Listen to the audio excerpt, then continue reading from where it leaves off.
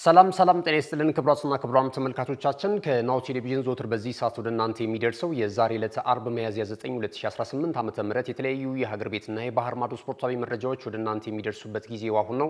እስከ መረጃዎቻችን ፍጻሜ ድረስ አብራችሁን እንድትቆዩ የምንጋብዛችሁ የመረጃዎቹ አዘጋጅና አቅራቢ ገዛይ እንዱላ፣ የካሜራ ባለሙያችን ዘካሪያስ ሳይሉ ከኛ ጋር ቆይታ ያደርጋል። እናንተም እንደወትሮ ሁሉ እስከ መረጃዎቻችን ፍጻሜ ድረስ አብራችሁን ነው። ወደ ቀዳሚው መረጃችን ስናልፍ የኢሮፓ ሊግ እና የኮንፈረንስ ሊግ የውድድር መድረክ የግማሽ ፍጻሜ ተፋላሚ ክለቦች ተለይተዋል። ትላንት ምሽት በተደረጉ ጨዋታዎች እንግዲህ የኢሮፓ ሊግ ጨዋታዎችና የግማሽ ፍጻሜ ላይ እነማንን ቡድን እንመለከታለን የሚለውን መልስ ያገኘንበት ጨዋታ ተከናውኗል።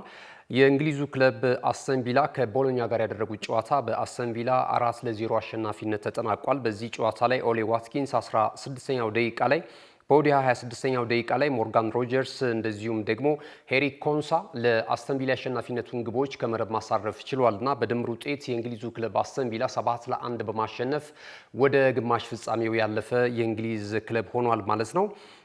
ሌሎች ጨዋታዎች እንደዚሁ ተደርጓል። በሌላ ጨዋታ ሪያል ቤቲስ ከብራጋ ጋር ያደረጉት ጨዋታ እንደዚሁ በብራጋ 4-2 አሸናፊነት ተጠናቋል። የመጀመሪና ጨዋታ አንዳቻ በሆነ ውጤት ነበር የተጠናቀቀው።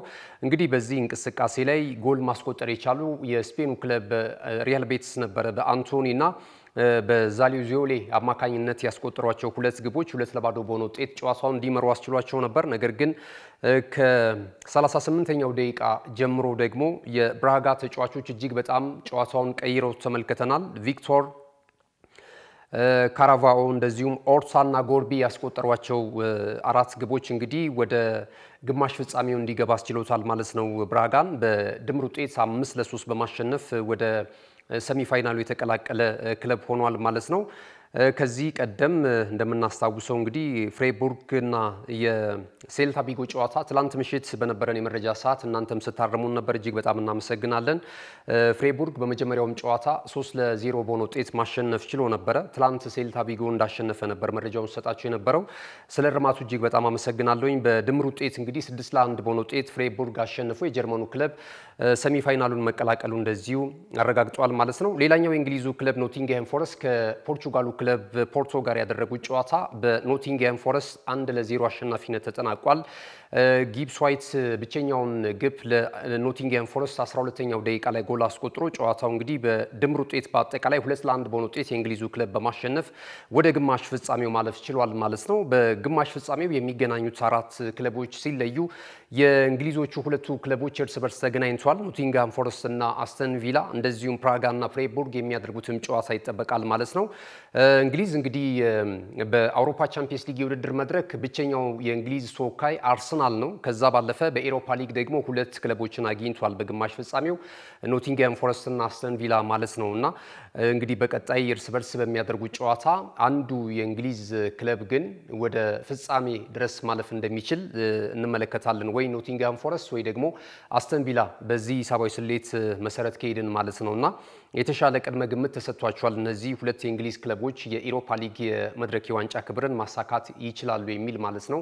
ባለፈው ዓመት እንደምናስታውሰው ቶተንሃም ሆትስፐርስ ነበር የኢሮፓ ሊግ የዋንጫ ባለክብር የነበረውና ባክ ቱ ባክ የእንግሊዝ ክለብ የዚህን የኢሮፓ ሊግ የውድድር መድረክ የዋንጫ ክብር ለማሳካት እንግዲህ ከባድ ፍልም ያደርጋሉ ተብሎ ነው የሚጠበቀው በግማሽ ፍጻሜው ጨዋታ ላይ። እንደዚሁ በተመሳሳይ የኮንፈረንስ ሊግ ጨዋታዎችም ተከናውኗል። በኮንፈረንስ ሊግ ጨዋታዎች የግሪኩ ክለብ ኤኬ አቴንስ ከስፔኑ ክለብ ራዮ ቫልካኖ ጋር ያደረጉት ጨዋታ እንደዚሁ በኤኬ አቴንስ 3-1 አሸናፊነት ነው ፍጻሜውን ያገኘው። በዚህ እንቅስቃሴ ላይ እንግዲህ በድምር ውጤት ከተመለከት ነው የመጀመሪያውን ጨዋታ ማሸነፋቸውን ተከትሎ 4-3 በሆነ ውጤት የስፔኑ ክለብ ራዮ ቫልካኖ በማሸነፍ ግማሽ ፍጻሜውን በኮንፈረንስ ሊግ መቀላቀል ችሏል ማለት ነው። እንደዚሁ የኦላንዱ ክለብ ደግሞ ኤዜድ አልካማር ከሻካታር ዶኔስክ ጋር ያደረጉት ጨዋታ በዜድ አልካማር 2-1 አቻ በሆነ ውጤት ጨዋታው ተጠናቋል። መደበኛው ደቂቃ ማለት ነውና በመጀመሪያው ጨዋታ አንድ ላይ ድምር ውጤቱን ከተመለከተን 5-2 በሆነ ውጤት ሻካታር ዶኔስክ ጨዋታውን በማሸነፍ በደርሶ መልስ እንግዲህ ወደ ግማሽ ፍጻሜው መቀላቀል ችሏል ማለት ነው። የፈረንሳዩ ክለብ ስትራስቡርግ እንደዚሁ ከሜንዝ ጋር ከጀርመኑ ክለብ ጋር ያደረጉት ጨዋታ 4-0 በሆነ ውጤት በስትራስቡርግ አሸናፊነት ተጠናቋል። በዚህም መሰረት እንግዲህ በድምር ውጤት 4-2 በሆነ ውጤት በማሸነፍ የፈረንሳዩ ክለብ ወይም ደግሞ የቼልሲው ክለብ ሲስተር ክለብ ማለት ይቻላል እህት ኩባንያዎች ስለሚያስተዳድሩት ማለት ነውና ይህ ክለብ ወደ ግማሽ ፍጻሜው መቀላቀሉን አረጋግጧል ማለት ነው። የጣሊያኑ ክለብ ፊዮሬንቲና ከእንግሊዙ ክለብ ክሪስታል ፓላስ ጋር ያደረጉት ጨዋታ በባለሜዳው ክለብ ፊዮሬንቲና 2-1 አሸናፊነት ቢጠናቀቅም የዕለቱ ጨዋታ በድምር ውጤት ግን አስቀድመው አሸንፈው ስለነበረ ክሪስታል ፓላሶች እንግዲህ በድምር ውጤት 4-2 በሆነ ውጤት በማሸነፍ ወደ ቀጣዩ ዙር አልፏል። በዚሁ በኮንፈረንስ ሊግም አንድ የእንግሊዝ ተወካይ ክለብ ተገኝቷል። የደቡብ ለንደኑ ክለብ ክሪስታል ፓላስ እንደዚሁ ከሻካታር ዶኔስክ ጋር በግማሽ ፍጻሜው የሚገናኙ ነው የሚሆነው። የስፔኑ ክለብ ራዮ ቫልካኖ ደግሞ ከስትራስቡርግ ጋር ጨዋታቸውን ያከናውናሉ። የኮንፈረንስ ሊግ የግማሽ ፍጻሜ ጨዋታዎች እና የኢሮፓ ሊግ ጨዋታዎች እንግዲህ በቀጣይ የአውሮፓ ቻምፒየንስ ሊግ የውድድር መድረክ ሚያዝያ ወር ላይ ይደረጋል። በዚሁ በያዝነው ወር ከ10 ቀናቶች በኋላ በተመሳሳይ ደግሞ የዚህ የኢሮፓ ሊግና የኮንፈረንስ ሊግም የግማሽ ፍጻሜ ጨዋታዎች እንደዚሁ የሚከናወኑ ነው የሚሆነው ማለት ነው። ይህንን መረጃችንን እዚህ ላይ እናጠናቅቃለን። በቀጥታ ወደ እንግሊዝ ፕሪሚየር ሊግ ጨዋታዎች ነው የምናልፈው።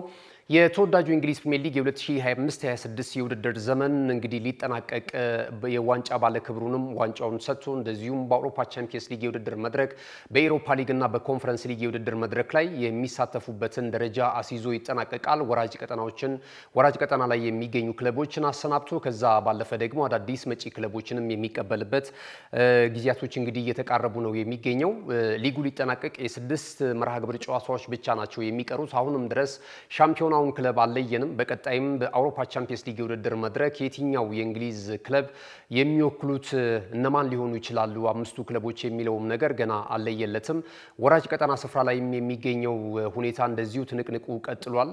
በተለይ ከወልቨርሃምፕተን ወንደረርስ ውጪ ሁለቱን ቦታ አስከብሮ በእንግሊዝ ፕሪሚየር ሊግ በቀጣይ በ2026-27 የውድድር ዘመን ላይ ቆይታ ለማድረግ እንግዲህ ከባድ ትንቅንቅ በቀሩት 6 መርሃ ግብሮች ላይ ይከናወናል። እንግዲህ የ33ኛ ሳምንት መርሃ ግብር ጨዋታዎች ከነገ ጀምረው ነው የሚከናወኑት። ነገ ብሬንትፎርድ ሲቲ ከፉልሃም ጋር በሚያደርጉት ቀን 8 ሰዓት ከ30 ላይ የምሳ ሰዓት ጨዋታ ነው። ይህ ጨዋታ እንግዲህ ትኩረት አግኝቷል። ብሬንትፎርድ ሲቲ ከፉልሃም ጋር በሚያደርጉት ጨዋታ ከወዲሁ እንግዲህ ትኩረት እየሳበ ነው የሚገኘው። በተለይ ደግሞ ብሬንትፎርድ ሲቲ በቀጣይ ዓመት ምናልባት የአውሮፓ ተሳትፎ ስፍራን ይዞ ለማጠናቀቅ ከባድ ፍልሚያ ያደርጋል። አሁን 7ኛ ደረጃ ላይ ነው የሚገኘው 47 ነጥቦችን ሰብስቦ ማለት ነው። ይህን ጨዋታ ድል ካደረገ ደግሞ ሌሎቹ ክለቦች ጨዋታቸውን እስከሚያደርጉ ድረስ ነጥቡን ወደ 50 ከፍ ማድረግ ይችላል። ስለዚህ ቢያንስ የኮንፈረንስ ሊግ የተሳትፎን ስፍራ ለማግኘት እንግዲህ በሜዳው ነገ ፉልሃምን የሚያስተናግድበት ጨዋታ ትልቅ ትኩረትን አግኝቷል። ሌሎች ጨዋታዎች ቀን 11 ሰዓት ላይ በኩል ተመሳሳይ ጊዜ የሚከናወኑ ነው የሚሆነው። ሊድስ ዩናይትድ ከወልቨርሃምፕተን ወንደረርስ፣ ይሄ ለሊድስ ዩናይትድ የበለጠ ከወራጅ ቀጠናው ስፍራ የሚወጣበት ጨዋታ ሊሆን እንደሚችል እየተነገረ ነው የሚገኘው። አሁን ላይ 36 ነጥቦችን ይዞ 15ኛ ደረጃ ላይ የተቀመጠው የአሰልጣኝ ዳንኤል ፋርካው ቡድን በዚህም ጨዋታ ላይ እንግዲህ በኤላንድ ሮድ የሚደረገውን ፍልሚያ ለማሸነፍ ከፍተኛ ጥረት ያደርጋል ተብሎ ይጠበቃል። የጊዜ ጉዳይ ካልሆነ ወልቨርሃምፕተን ወንደረርስ የመትረፍ ሁኔታ ይኖረዋል ተብሎ አይጠበቅም። ከዚህ በኋላ ወራጅ ቀጠናው ስፍራ ላይ ነው የሚገኘው። እንግዲህ 17 ነጥቦችን ይዞ 20ኛ ደረጃ ላይ ነው የሚገኘው። ስለዚህ ሊድስ ዩናይትድ የተሻለ እድል አለው በፕሪሚየር ሊጉ የመቆየት። ሳምንት ደግሞ ጥሩ መነቃቃትን ያስመዘገበበት ውጤት እንደነበረ እናስታውሳለን። ወደ ኦልድ ትራፎርድ ስቴዲየም አቅንቶ ማንቸስተር ዩናይትድን በገጠመበት ጨዋታ አሸንፎ መመለሱን እናስታውሳለን። 2-1 በሆነ ውጤት ማለት ነውና ይህንኑም ጨዋታ ለማሸነፍና የበለጠ ከወራጅ ቀጠናው ስጋት ለመውጣት ከባድ ፍልሚያ ያደርጋሉ ተብሎ እየተነገረላቸው ይገኛል። በዚሁ ሰዓት ላይ የሚደረጉ ጨዋታዎች አሉ። በሴንት ጄምስ ፓርክ ስቴዲየም ኒውካስል ዩናይትድ በርንማውዝን ያስተናግዳል። በርንማውዝ እንግዲህ አርሰናልን ካሸነፈበት ድል በኋላ ነው እንደገና በሌላ ወደ ሴንት ጄምስ ፓርክ ስቴዲየም ወደ ከሜዳው ውጪ በማቅናት በተመሳሳይ ጨዋታውን የሚያደርገው ማለት ነው። ምሽት ላይ ላለመውረድ እየታገለ የሚገኘው ቶተንሃም ሆትስፐርስ በሜዳው እንደዚሁ ብራይተንን ያስተናግዳል። እጅግ በጣም ጠንካራ ጨዋታ ሊሆን እንደሚችል ይጠበቃል። ምክንያቱም ብራይተንም ትልልቅ ክለቦችን የሚፈትንበትን ሂደት እየተመለከትን እንገኛለን። በእርግጥ በአሁናዊ ሁኔታ ከተመለከትን ቶተንሃም ሆትስፐርስ ወቅታዊ ሁኔታው ወይም ደግሞ አቋሙ ጠንካራ ለማለት ያስቸግራል። 18ኛ ደረጃ ላይ ነው የሚገኘውና 30 ነጥቦችን ይዞ ላለመውረድ ከባድ ፍልም ያደርጋል ተብሎ ይጠበቃል። በቀሩት መርሃ ግብሮች ላይ አንደኛው ፈተና እንግዲህ ነገ ምሽት 1 ሰዓት ከ30 ላይ ከብራይተን ጋር በሜዳው የሚያደርገው ጨዋታ ነው እየተባለ ይገኛል። አሰልጣኝ ሮቤርቶ ዲዘርቪ ሁለተኛ ጨዋታቸውን ያደርጋሉ ቴክኒካል ኤሪያው ላይ ሆኖ ቶተንሃም ሆትስፐርስን በውድድር ዓመቱ ወይም ደግሞ ክለቡን በተረከቡ የመጀመሪያ ጨዋታ በሽንፈት ማጠናቀቃቸው የሚታወስ ነውና በሰንደርላንድ 1-0 በሆነ ውጤት ተሸንፈዋል። ይህንን እንግዲህ በተከታታይ ጨዋታዎችን ሽንፈትን ላለማስተናገድ በዚህ ጨዋታ ላይ ከባድ ፍልሚያ ሊያደርጉ እንደሚችሉ ይነገራል። ሌላም ጨዋታዎች አሉ። ምሽት 4 ሰዓት ላይ የሚደረገው የቼልሲና የማን ዩናይትድ ጨዋታ ከፍተኛ ትኩረትን አግኝቷል። ማንቸስተር ዩናይትድ እንግዲህ የሶስተኛ ደረጃን ይዞ ለማጠናቀቅ በተለይ በአውሮፓ ቻምፒየንስ ሊግ የውድድር መድረክ ላይ የሚያደርገውን ተሳትፎ አጠናክሮ ለመቀጠል በዚህ ጨዋታ ላይ ከባድ ፍልሚያና ከባድ ትኩረት ሰጥቶ እንደሚገባ ነው እየተነገረ የሚገኘው። አሰልጣኝ ማይክል ካሪክ ይህን ጨዋታ ግዴታ ማሸነፍ አለብን በስታንፎርድ ብሪጅ ብለዋል። ሁለቱም ከሽንፈት መልስ ነው ጨዋታቸውን የሚያከናውኑት። ማንቸስተር ዩናይትድ በሊድስ ዩናይትድ ተሸንፏል በሜዳው። እንደዚሁም ደግሞ ቼልሲም በሜዳው 3-0 በሆነ ውጤት የተሸነፈበትን ውጤትና እናስታውሳለን ሳምንት ዕለት ማለት ነውና ሁለቱም የቆሰሉ አንበሶች ናቸው።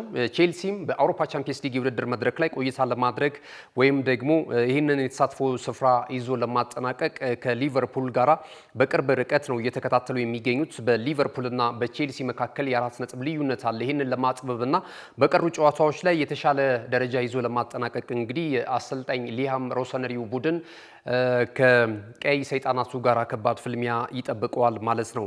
እሁድ ዕለት የሚደረጉትን ጨዋታዎች እንመልከት። ኖቲንግሃም ፎረስት ከበርንሌ ጋር ጨዋታቸውን ያደርጋሉ። አስተን ቪላ ከሰንደርላንድ፣ እንደዚሁም ደግሞ ኤቨርተን በመርሲሳይድ ደርቢ የከተማ ተቀናቃኙን ሊቨርፑልን ያስተናግዳል። ይህ በጣም ተጠባቂ ጨዋታ ነው። ሊቨርፑል አሁን 5ኛ ደረጃ ላይ ይገኛል በ52 ነጥቦች። የአውሮፓ ቻምፒየንስ ሊግ የውድድር መድረክ የቀጣይ ዓመት የተሳትፎን ስፍራ ይዞ ለማጠናቀቅ የአሰልጣኝ አርነ ስሎት ቡድን ጠንካራ እንቅስቃሴ ሊያደርግ እንደሚችል ነው እየተነገረ የሚገኘው። ምክንያቱም የእሳቸውም የአሰልጣኝነት ዙፋን እንደዚሁ እየተነቃነቀባቸው ይገኛል። ስለዚህ የበለጠ በሊቨርፑል እግር ኳስ ክለብ አመራሮች ታማኒነትን ለማግኘትና ቀጣዩን አዲሱን የውድድር ዓመትም ከሊቨርፑል ጋር ለመቀጠል እንግዲህ ቢያንስ ከሁሉም የዋንጫ ፉክክር ውስጥ ወጥቷል። በእንግሊዝ ፕሪሚየር ሊግ ሂሳባዊ ስሌትን ብንመለከት ምናልባት ወጣ ላንል እንችል ይሆናል። ነገር ግን ደግሞ አሁን ያለው ሁኔታ የቀሩትን ጨዋታዎች ከግምት ካስገባን ግን በአጠቃላይ እንግዲህ ሊቨርፑል ከእንዲህ አይነት ሁኔታ የወጣበትን አጋጣሚ ማንሳት እንችላለን። 1-1 በቻምፒየንስ ሊግ የሚያቆየውንና የሚያሳትፈውን ስፍራ ይዞ ለማጠናቀቅ አሰልጣኝ አርነ ስሎት በዚህ ጨዋታ ላይ ጠንካራ እንቅስቃሴ ሊያደርጉ እንደሚችሉ እየተነገረ ነው የሚገኘው ማለት ነው። ይሄ ጨዋታ በዕለተ እሁድ ቀን 10 ሰዓት ላይ ይደረጋል ማለት ነው።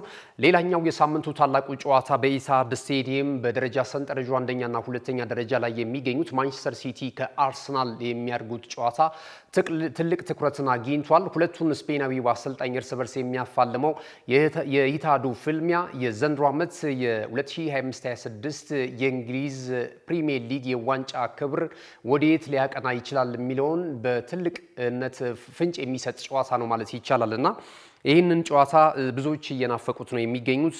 አርሰናል ከበርንማውዝ ሽንፈት በኋላ ሌላኛው ፍልሚያ ነው የሚመጣው ማለት ነው። ወደ አሸናፊነት ለመምጣት ከባድ ፍልሚያ ያደርጋል ተብሎ ይጠበቃል። በእርግጥ በፕሪሚየር ሊጉ ተከታታይ ጨዋታዎችን ካሸነፈ በኋላ 5ኛ ድሉን ለማስመዝገብ በኤምሬትስ ስቴዲየም በርንማውዝም በገጠመበት ጨዋታ ነበር ሽንፈት ያስተናገደው ማለት ነውና ማንቸስተር ሲቲ ደግሞ ካለፉት 5 ጨዋታዎች እንደተመለከት ነው እንግዲህ 3ቱን ጨዋታዎች ማሸነፍ የቻለበትን ሂደት ማስተዋወስ ይቻላል። በሁለቱ ጨዋታዎች አቻ ወጥቶ ነበር። ሳምንት ግን ጠንካራውን ጨዋታ ቼልሲን በአሳማኝ ሁኔታ 3-0 በሆነ ውጤት አሸንፎ መመለሱ ይታወሳልና አሁን ላይ ያለው የነጥብ ልዩነት 6 ብቻ ሆኗል። ገና አንድ ተስተካካይ ጨዋታ ደግሞ ሲቲ ይቀረዋል። ከክሪስታል ፓላስ ጋር ተስተካካይ ጨዋታ አለውና ይህንን ጨዋታም ማሸነፍ ከቻለ የበለጠ ማንቸስተር ሲቲ ወደ ሻምፒዮናነት የሚጓዝበት ነው የሚሆነው።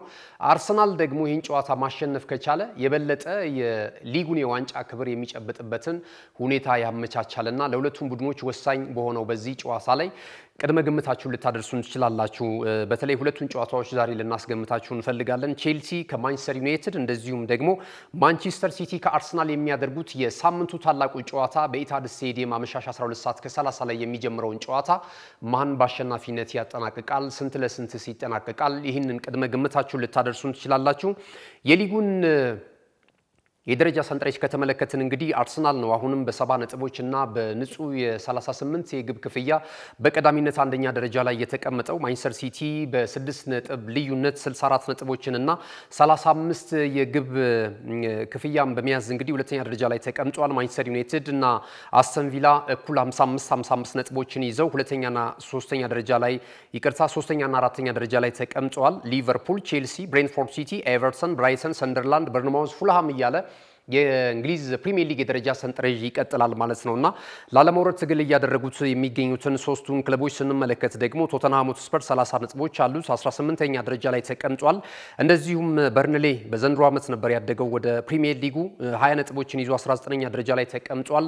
ወልቨርሃምፕተን ወንደረርስ በ17 ነጥቦች 20ኛ ደረጃ ላይ ነው የሚገኘውና የከፍተኛ ጎል አስቆጣሪነቱን ትራክ ደግሞ ኤርሊንግ ብራውት ሃላንድ ከማንቸስተር ሲቲ በቀዳሚነት ይመራል። እንደዚሁ የብሬንትፎርድ ሲቲ የፊት መስመር አጥቂ ደግሞ ኢጎር ቲያጎ ሁለተኛ ደረጃ ላይ ተቀምጧል ማለት ነው። የእንግሊዝ ፕሪሚየር ሊግ የ33ኛ ሳምንት መርሃ ግብርን የዳሰስንበት መረጃችን ይህንን ይመስላል። ወደ ጣሊያን ሴሪያ ጨዋታዎች እንለፍ። የጣሊያን ሴሪያ ጨዋታዎችን በሳምንቱ መጨረሻ ቀናት እንደዚሁ ቀጥለው የሚከናወኑ ነው የሚሆነው። ሳሶሎ ከኮሞ ዛሬ ምሽት 1 ሰዓት ከ30 ላይ ጨዋታቸውን ያደርጋሉ። የመርሃ ግብሩ መክፈቻም ጨዋታ ነው የሚሆነው። የሊጉ መሪ ክለብ ኢንተር ሚላን እንደዚሁ በሜዳው ሳንሴሮ ካግላሪን ያስተናግዳል። ይህ ጨዋታ ምሽት 3 ሰዓት ከ45 ሲል የሚጀምር ይሆናል። በነገው ዕለት የዚሁ የጣሊያን ሴሪያ 33ኛ ሳምንት መርሃ ግብር ጨዋታዎች ቀጥለው ሲከናወኑ ዩዲኔዜ ከፓርማ፣ ናፖሊ በሜዳው ዲያጎ አርማንዶ ማራዶና ስቴዲየም ላዚዮን ያስተናግዳል። ይህም ጨዋታ ምሽት 1 ሰዓት ላይ ነገ የሚከናወን ነው የሚሆነው። ሮማ ከአታላንታ በሮም ኦሎምፒክስ ስቴዲየም የዋና ከተማው ክለብ ከአታላንታ ጋር ጨዋታቸውን የሚያከናውኑ ይሆናል። ይህ ጨዋታ ደግሞ ምሽት 3 ሰዓት ከ45 ላይ ይደረጋል። ዕለተ እሁድ በክሪሞንሴና ቶሪኖ የሚደረገው ጨዋታ የዕለቱ መክፈቻ ነው የሚሆነው። ቬሮና ከኤስ ሚላን እንደዚሁም ፒዛ ከጄኖዋ፣ ዩቬንቱስ ከቦሎኛ የሚያደርጉት የጣሊያን ሴሪያ የ33ኛ ሳምንት መርሃ ግብር ጨዋታዎች ናቸው። አሁንም እንግዲህ የጣሊያን ሴሪያን የስኩዴቶን የዋንጫ ክብር ለማሳካት ከፍተኛ እድል ይዞ እየተንቀሳቀሰ የሚገኘው ኢንተር ሚላን ነው። 75 ነጥቦችን ሰብስቦ በቀዳሚነት እየመራ ይገኛል የደረጃ ሰንጠረዡን። የኔፕልሱ ክለብ ናፖሊ በ66 ነጥብ ይከተላል። ኤስ ሚላን 63 ነጥቦች አሉት፣ ሶስተኛ ደረጃ ላይ ነው የሚገኘው። ዩቬንቱስ፣ ሮማ፣ አታላንታ፣ ቦሎኛ እና ላዚዮ ደግሞ ተከታዩን ደረጃ ይዟል ማለት ነው። የጣሊያን ሴሪያ ጨዋታዎችን የዳሰስንበት የሴሪያው መርሃ ግብርን የተመለከትንበት እንግዲህ መረጃችን ይህንን ነው የሚመስለው። አጫጭር ስፖርታዊ መረጃዎችን ይዘን እንመለሳለን። አብራችሁ ነው። እነሆ የምስራች! የ10 አየር መንገድ የበረራ ትኬት ለውድ ደንበኞቹ በተቀላጠፈና አስተማማኝ በሆነ መንገድ እያቀረበ ያለው።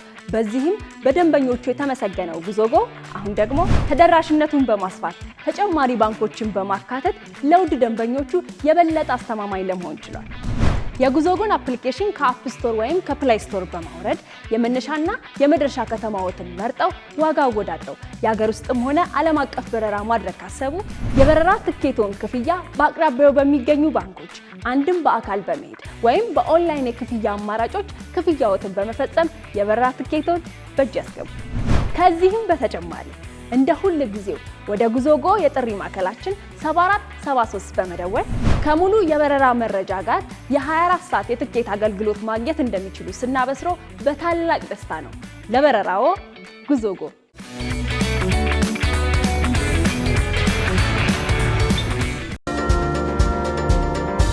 ክቡራትና ክቡራን ተመልካቾቻችን የመረጃችን የመጨረሻው ምዕራፍ ላይ ደርሰናል። ከዚህ ሰዓት ጀምረን ደግሞ አጫጭር ስፖርታዊ መረጃዎችን ወደ እናንተ እናደርሳለን። የአርሰናልን መረጃ ቀዳሚ እናደርጋለን። የእንግሊዙን ክለብ አርሰናልን አስመልክቶ ጁሊያን አልቫሬዝ የአትሌቲኮ ማድሪዱ የፊት መስመር አጥቂ አነጋጋሪ አስተያየቶችን ሰጥቷል። እሱ እንደሚለው ከሆነ አሁን ላይ አርሰናል ላይ እየደረሰ ያለው ትችት መሰረተ ቢስ ነው ብሏል። አርሰናልን የሚጠሉ ሰዎች እሱ የሚችለውን እሱ እያደረገ ያለውን ተጋድሎ ማድረግ ስላልቻሉ ነው የሚል ሀሳቡን ገልጿል ማለት ነው። እንደ ጁሊያን አልቫሬዝ አስተያየት ከሆነ እንግዲህ በሳምንቱ መጨረሻ ቀናት የሚያደርጓቸውን በተለይ የፕሪሚየር ሊግ ጨዋታዎችን እከታተላለሁ። እኔ እዛ ማንቸስተር ሲቲ በነበርኩበትም ሰዓት ላይ ከሚያዝናኑኝ ክለቦች መካከል አንደኛው የአርሰናል ጨዋታ ነውና ሳምንቱ እስከሚመጣ ድረስ ከምናፍቃቸው ቡድኖች መካከል ባጨዋታቸውን ከምረካባቸው ክለቦች መካከል አንደኛው አርሰናል ነው የሚል የአርሰናልን ምስክርነት ሰጥቷል ማለት ነውና አንዳንዶች የሚሰጡት አስተያየት እጅግ በጣም ይገርመኛል ብሏልና እሱ ማድረግ ያልቻለውን ነገር አርሰናል እያደረገ ስላለ ነው። ብዙዎች ጠንካራ ቡድን ላይ ሁልጊዜም ትችት ይሰነዝራሉና ዝም ብለው ስራቸውን መስራት አለባቸው። የሚገርም አሰልጣኝ ነው ያላቸው። የዘመኑን እግር ኳስ የተረዳ እየተጫወተ ያለበትን ሂደት እጅግ በጣም አስደናቂ ነውና የአርቴታም እጅግ በጣም አድናቂ ነኝ። ቡድን ውስጥ ደግሞ ያሉ ተጫዋቾች እጅግ በጣም ክህሎትን የተላበሱ ናቸው። በአጭር ጊዜ ውስጥ ደግሞ በክረምቱ የተጫዋቾች የዝውውር መስኮት ወደ አርሰናል መጥተው ያላቸው ቅንጅት የሚገርም ነው። አዳዲሶቹም ተጫዋቾች ነባሮቹም ተጫዋቾች እና ዝም ብለው ስራቸውን መስራት አለባቸው። ስራችን ላይ ነው ትኩረት ማድረግ ያለብን የሚል አስተያየት ሰጥቷልና ጁሊያን አልቫሬዝ እንግዲህ ከአርሰናል ጋር ስማቸው እየተያዙ ከሚገኙ ተጫዋቾች መካከል አንደኛው እንደሆነ ይታወቃልና ይሄ የበለጠ እንግዲህ ለአርሰናል ግማሽ መንገድ እንደመጣለት የሚያሳዩ ጉዳዮችን ነው የተመለከትንበት በዚህ በጁሊያን አልቫሬዝ አስተያየት ማለት ነውና የክለቡ ስፖርቲንግ ዳይሬክተር አንድሪያ ቤርታ ራዳር ውስጥ ከሚገኙ የፊት መስመር ተጫዋቾች መካከል እንግዲህ ወደፊት ወደ ኤሚሬትስ ስቴዲየም ሊመጣ ይችላል ተብሎ ጁሊያን አልቫሬዝ እየተጠቀሰ ይገኛል። የስፔኑ ክለብ ባርሴሎናም ይፈልገዋል። ሌሎችም ክለቦች ፈላጊዎች ናቸው፣ ቼልሲን ጨምሮ ማለት ነው። ማንቸስተር ዩናይትድም በአንዳንድ አጋጣሚዎች ከተጫዋቹ ጋር ስሙ ሲያያዝ እንሰማለንና የበለጠ ግን ለአርሰናል ምርጫና ለአርሰናል ጥሩ አመለካከት እንዳለው በዚህ አስተያየት ውስጥ መመልከት እንችላለን። እዚህ ላይ ምን ሀሳብ አላችሁ? የአርሰናል አጫዋት አሁንም ድረስ እንደተጠበቀ ነው ወይ? የእናንተስ አስተያየት? ጁሊያን አልቫሬዝ እንዳለው ጠንካራ ስራ ስለሚሰራና ውጤታማ ስለሆነ ነው አርሰናል ከበርካታ ቦታዎች ጠጠር እየተወረወረበት የሚገኘው፣ ትችቶችስ የበረከተበት በዚህ መልኩ ነው ብላችሁ ነው የምትረዱት? እስኪ ሀሳብ አስተያየታችሁን በተለይ አርሰናል ደጋፊዎች ልትጽፉልን ትችላላችሁ፣ የጁሊያን አልቫሬዝን አስተያየት በተመለከተ ማለት ነው። ወደ ሌላው መረጃችን ስናልፍ ደግሞ የሊዮኔል አንድሬስ ሜሲን ጉዳይ እናገኛለን። እንግዲህ በቅርብ ዓመታት እየተመለከትን እንዳለ ነው ትልልቅ ተጫዋቾች የተለያዩ ክለቦችን በመግዛትና የክለብ ባለቤትነትን እያረጋገጡ ይገኛሉ። ከዚህ ቀደም እንግዲህ ያለፉትን 20 ዓመታቶች የሁለቱ ተጫዋቾች ስም የእግር ኳስ ታሪክ ከተነሳ ሳይነሳ ማለፍ እጅግ በጣም አስቸጋሪ ነው። የክርስቲያኖ ሮናልዶ እና የሊዮኔል አንድሬስ ሜሲን ማለት ነው።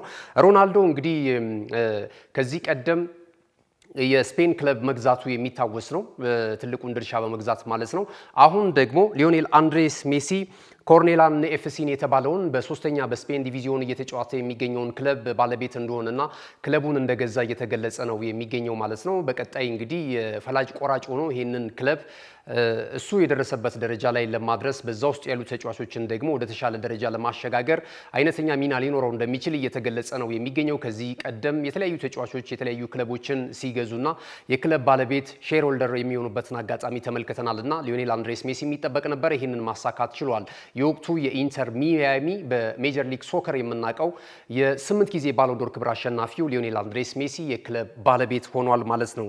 ሌላኛው የማንቸስተር ዩናይትድን ጉዳይ እናገኛለን። ማንቸስተር ዩናይትድ በቀጣይ አዲሱ የውድድር ዘመን አዳዲስ አሰልጣኞችን እያማተረ እንዳለ አሁን ከጊዜያዊው አሰልጣኝ ማይክል ካሪክ ባለፈ ደግሞ የተለያዩ አማራጮችን እያየ እንደሚገኝ እየተገለጸ ነው የሚገኘው። ከዚህ ቀደም የአንድሬ ራዮላን ከማንቸስተር ዩናይትድ ጋራ የቀጣኝ አሰልጣኞች ስም ዝርዝር ውስጥ እንደሚገኙበት ሲገለጽ እንደነበረ እናስታውሳለን። እኚህ ስፔናዊ አሰልጣኝ አሁን ደግሞ ጁሊያን ኔግልስማን ከዚህ ቀደም በጀርመን ክለቦች የምናውቃቸውን እኚህን አሰልጣኝ ደግሞ ማንቸስተር ዩናይትድ ለማምጣት ፍላጎት እንዳለው እየተነገረ ነው የሚገኘውና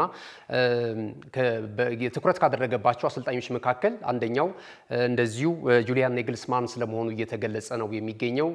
ብዙ አሰልጣኞች ማንቸስተር ዩናይትድን ሊረከቡ ይችላሉ እንደነ ሉዊስ ኤንሪኬን ጨምሮ ማለት ነውና በቀጣይ የትኛውን የቀይ ሰይጣናቱ አሰልጣኝ ሆኖ ሊሾም ይችላል የሚለውን ነገር የምንመለከት ይሆናል። አርሰናል እንግዲህ በተከታታይ ዓመት የአውሮፓ ቻምፒየንስ ሊግ ግማሽ ፍጻሜን በሴትም በወንድም መቀላቀል ችሏል። በሴቶቹ የ2024-25 የአውሮፓ ቻምፒየንስ ሊግ የውድድር መድረክ ለመጀመሪያ ጊዜ በታሪኩ የዋንጫ ባለክብር እንደነበረ እናስታውሳለን። አሁን ደግሞ እንደዚሁ ቼልሲን በማሸነፍ በድምር ውጤት ወደ ግማሽ ፍጻሜው ማለፍ ችሏል። ባክ ቱ ባክ ማለት ነው። በወንዶቹ በተመሳሳይ የፖርቹጋሉን ክለብ ስፖርቲንግ ሊዝበንን በድምር ውጤት አሸንፎ እንደዚሁ ወደ ግማሽ ፍጻሜው አልፏል ማለት ነውና በቀጣይ አትሌቲኮ ማድሪድን ነው የሚገጥመው።